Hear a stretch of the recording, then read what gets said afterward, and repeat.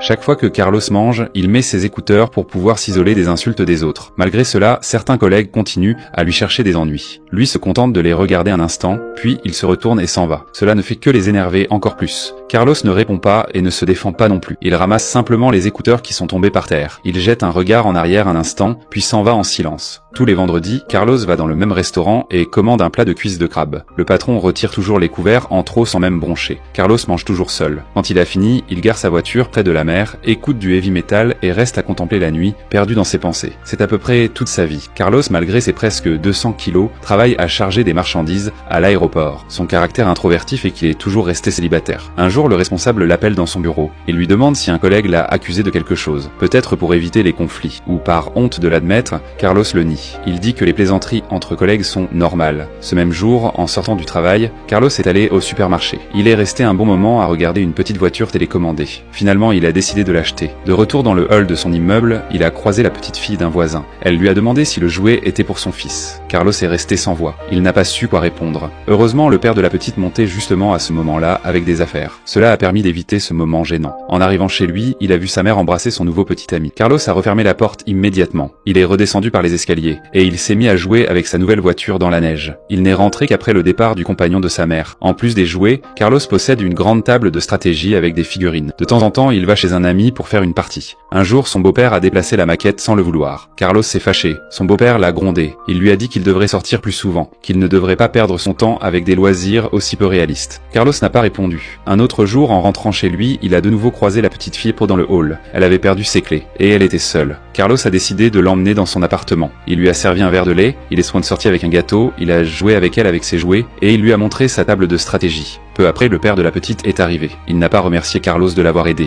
Il ne l'a même pas regardé. Pour lui, ce grand homme était plutôt une menace. Le jour de son anniversaire, sa mère lui a offert un gâteau. Son compagnon lui a offert un chapeau, et il lui a aussi donné un bon pour un cours de danse. Il voulait qu'apprendre que Carlos ait davantage de contact avec les autres, qu'il rencontre de nouvelles personnes. Sa mère l'a même aidé à se préparer. Carlos est allé au cours de danse en costume. Il a vu que les autres étaient habillés de façon décontractée. Il parlait et riait naturellement. Il s'est senti déplacé. Il a aussitôt décidé de partir. De retour dans sa voiture, il s'est mis à écouter du heavy metal. À ce moment-là, une tempête de neige a commencé. Une femme s'est approchée de la voiture. Elle lui a demandé de la raccompagner. Le gentil Carlos n'a pas refusé. Pendant le trajet, Carlos a à peine parlé. La femme s'est sentie mal à l'aise. Il lui a semblé être un type étrange. Alors il lui a expliqué qu'il allait lui aussi au cours de danse, mais qu'il n'avait pas osé entrer à cause de son stress. En entendant cela, elle a cessé de se sentir mal à l'aise. La femme s'appelait Elena. Elle lui a proposé d'y aller ensemble la semaine suivante. Elle lui a dit de ne pas avoir peur, qu'elle pouvait l'aider. Le lendemain, la petite fille a invité Carlos chez elle. Curieuse, elle lui a demandé pourquoi il ne s'était